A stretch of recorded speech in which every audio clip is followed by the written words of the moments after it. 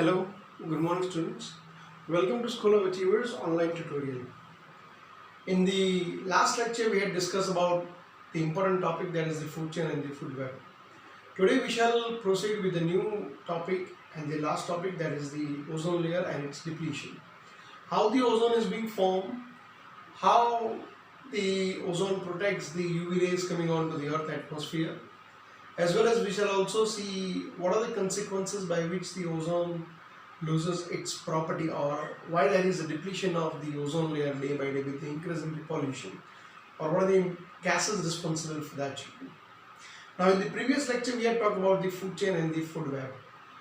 Let us revise the topic once again quickly, children. Food chain is what? That is the cyclic flow of nutrients from one trophic level to another. It is known as the food chain. And food web means what, children?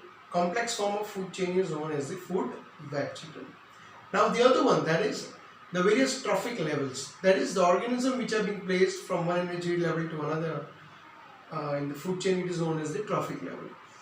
Now who forms the first trophic level? That is the green plants. The second trophic level, herbivores. Third trophic level, carnivores. And the fourth trophic level, that is the omnivores. And the decomposers, that is the bacteria. We can say when the organism die, they convert the complex form of organic matter into inorganic form of matter, and then degrade the nutrients back into the soil, children. And we also learn about the two characteristics of the food chain, that is the energy flow decreases from one trophic level to another, and the energy flow in the food chain is unidirectional, that is it cannot be reversible. Now why it is not directional, that we already studied in the previous lecture, children. Okay. Now recalling of the first lecture that we had, children, that is the component of the ecosystem, the definition of environment, that is the biotic and the abiotic component of ecosystem, as well as producers, consumers, decomposers come in the biotic, and the abiotic, that is the edaphic and the climatic factors. Okay, children. Now let us move on to a new topic today, that is the ozone layer and its depletion.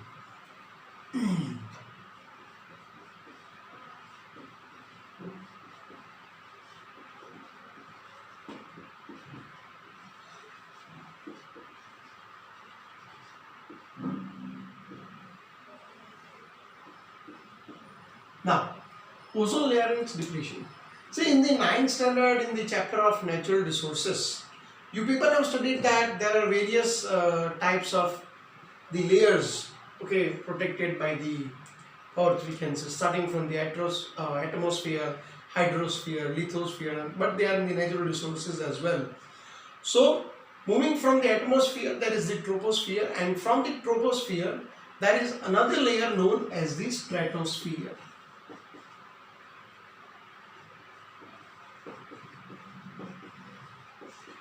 Now, stratosphere is the layer which is 50 kilometers above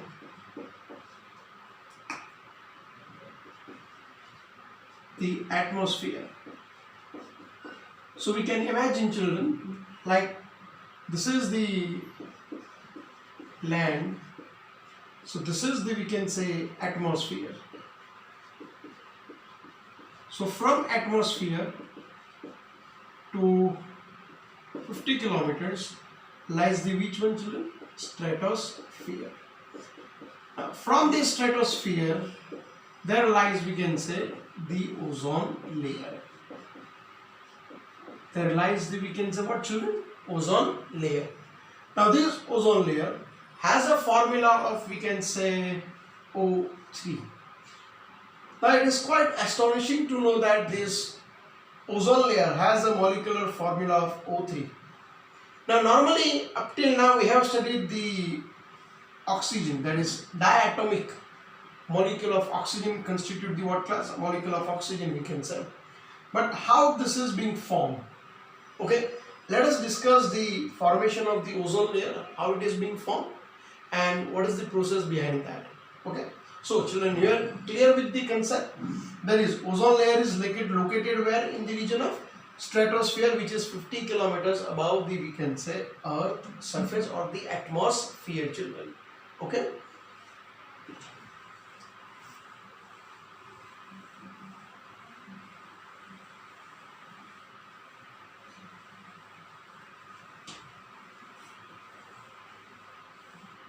Now, normally what happens is that the oxygen, which has a molecular formula of O2. Now, children, you might have learned in the 9th standard that O2, which has been always found in the diatomic form. Diatomic form meaning two molecules of, we can say, oxygen. Okay, or two atoms of oxygen constitute one molecule of O2, we can say. So, when the oxygen atom combines with the UV rays,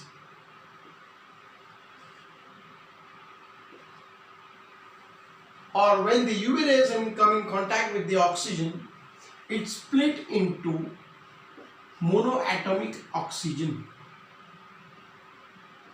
It forms into what, children? Monoatomic oxygen. Now, what are these two dot-like structures, children?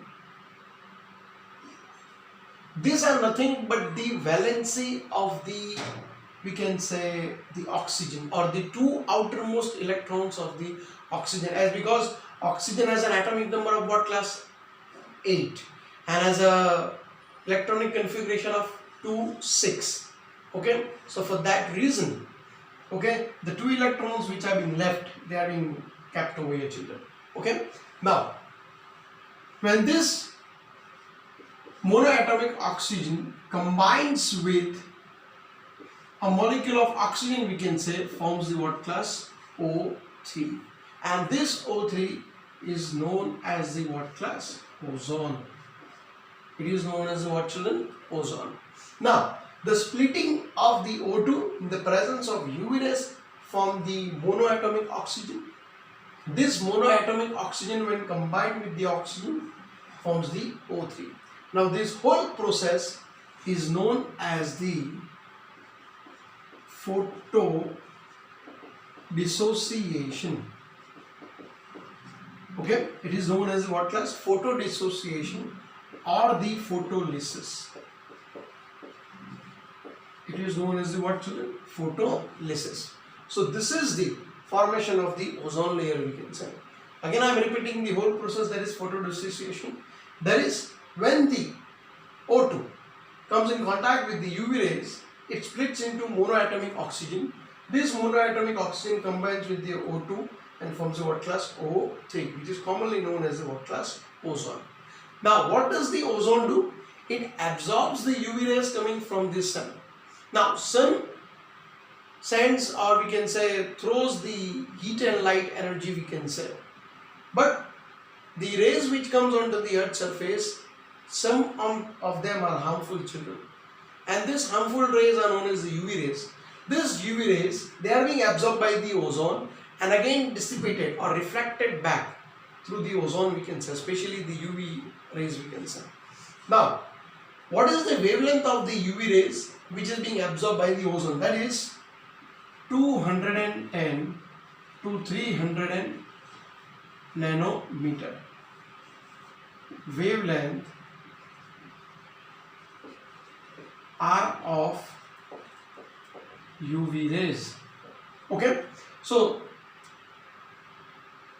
there is a broadband or the spectrum of the light, we can say, of this particular wavelength. There is wavelength between 210 to 300 nanometers. Okay, constitute the UV rays. ऐसे जितनी भी wavelength है light की, वो सारी कौन absorb कर लेगा? Ozone. That is in the form of UV rays, and it will throw back into the outer space again. Now, imagine that, suppose this is the ozone layer, we can say. This is the what, children? Ozone layer.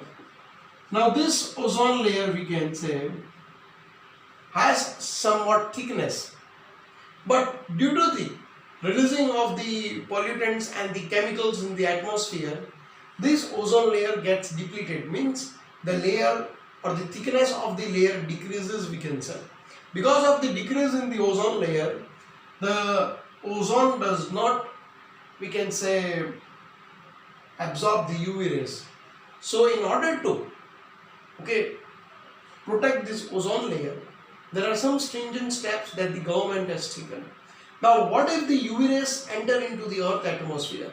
First of all, it will lead to the various skin cancers. It will lead to the what, children? Various skin cancers. Now, a common example I can give you is that if you are standing at the, what I can say, at a traffic signal at the crossroads of your nearby home in the afternoon or in the evening, you might feel in these days there is a burning sensation. It is because of the what class? The UV rays that they enter into the Earth atmosphere.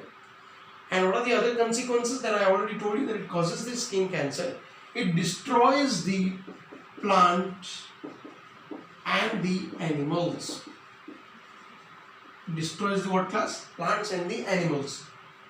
Gets killed. Okay. Now normally what do? That is, they undergo the mutation process, the UV rays, and as a result some of the other diseases happens to the plants as well as the animals. And in humans, as I told you, it causes what, children? Skin cancer. Now, what are the main, what I can say, consequences of the depletion of the ozone layer, children? It is nothing but the harmful chemicals which are being released into the Earth atmosphere. One of them, the chemical which is being released, is the chlorine atoms. It is what, children? Chlorine. Now this chlorine can decompose. Remember, children, one chlorine atom can decompose, that is, one chlorine atom can decompose 1 lakh molecules of ozone. Now, you may be feeling quite strange over here. You may be astonished by saying this. One chlorine atom can decompose 1 lakh molecules of ozone. Yes, it is right, children. But where is this chlorine present? It is being present in the CFC and the HFC. That is CFC, that is the chlorofluorocarbon, and the hydrofluorocarbon. Now, where the CFC, HFC are being used, children? It is used in the freon gas. Now, freon gas कहाँ पर होता है? It is being commonly used in the ACs and the refrigerators, children. ACs and the what class? Refrigerators. So next time when you switch on the AC and if you get the cool air and the gas is being released, is the gas, children? Freon, which contains the CFC, and CFC releases which atom? Chlorine. Can decompose how many molecules, children? 1 lakh molecules of ozone. So in order to prevent the use of the freon gas, the UNEP, that is United Nations Environment Program, that is United Nations Environment Program. What they did was they told all the companies, those who manufacture the ACs and the refrigerators, that not to use the freon gas. Now instead another gas comes, that is R134 and 132. That is not of our part of the syllabus, so we shall not discuss it. So this use of the freon gas, was being banned by the UNEP. Now the first depletion of the ozone layer was being seen in the year 1980, if I am not wrong, children, and subsequently it was being seen in the northern and the southern polar regions, which led to the melting of the ice glaciers, thereby increasing the sea levels and also causing various problems like the natural disasters like the tsunami and the other disasters, we can say. Now day by day it is being said that This ozone layer is also being seen in various parts of the continent, like it is being seen in the continents or the country like Australia.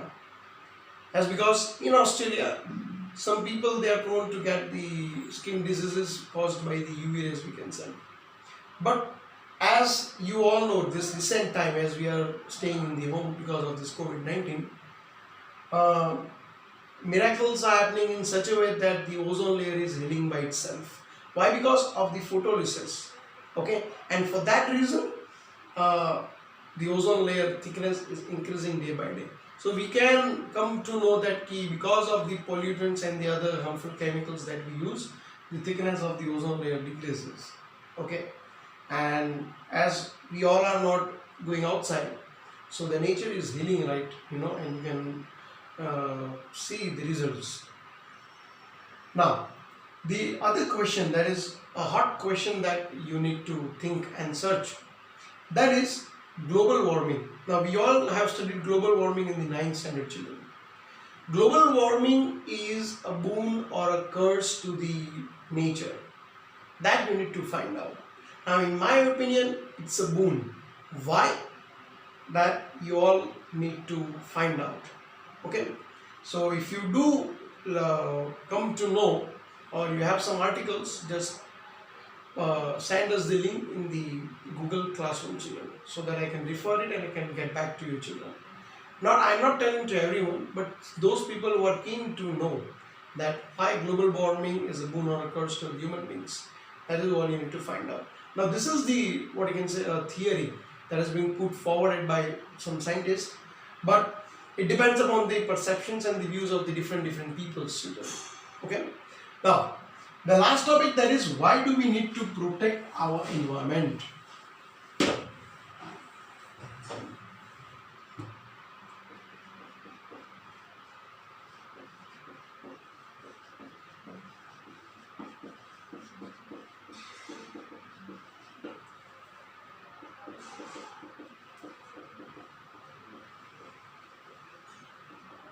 Now, the first question that comes into our mind, why do we need to protect? Because for the future generation too. Because see, if you analyze, in olden days there were no ACs, no refrigerators, nothing, but still people used to live. Nowadays, the tolerance capacity is not being, what you can say, threshold by the humans, we can say. यानी कि इतनी ज़रा से भी गर्मी लगती है, we switch on the ACs and the other things, cooling devices.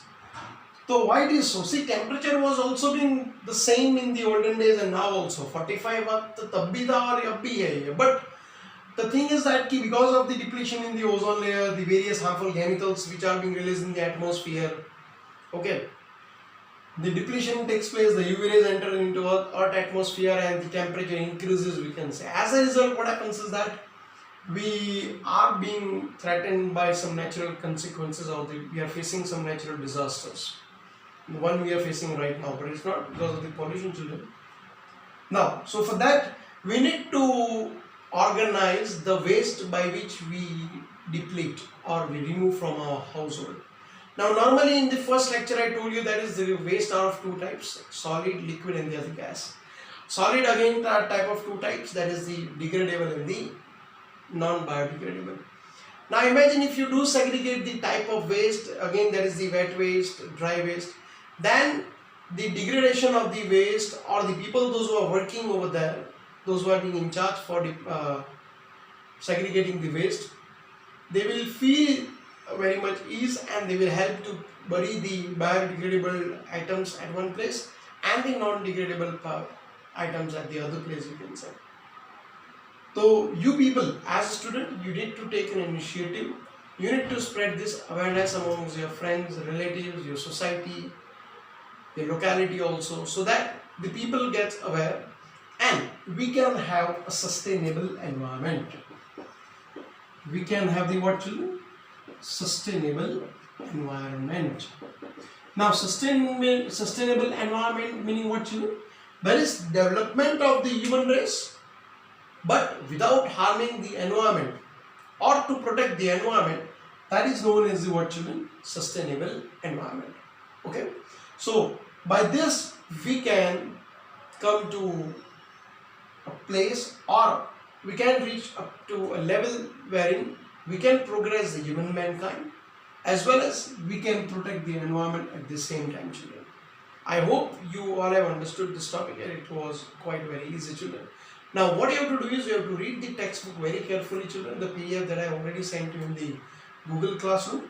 And apart from that, you need to write the question answers and submit to me today. That is, I already spoken in the previous lecture and I mailed each and every individual that you need to submit the assignment of the previous GCR classroom and the notes that you have to write in the biology notebook. And so please, it's a kind request, children, to upload your files or the PDF files by clicking the photos of your page notebook and send to me again in the GCR so that I can cross check it and I can make a detailed report, children. Okay, so this is all about, children. Now what you need to do is that you need to understand the chapter very carefully. As it is a very easy one, you also need to revise it again and again so that it does not forget it. I hope you understand this topic as well as the chapter. Now hereby I have finished this environment chapter, that is chapter number 15, and in the next lecture we shall start with a new chapter. What chapter will be that? I will upload in the GCR classroom once the notification is being done from our end, children. Okay, thank you. Stay home, stay safe.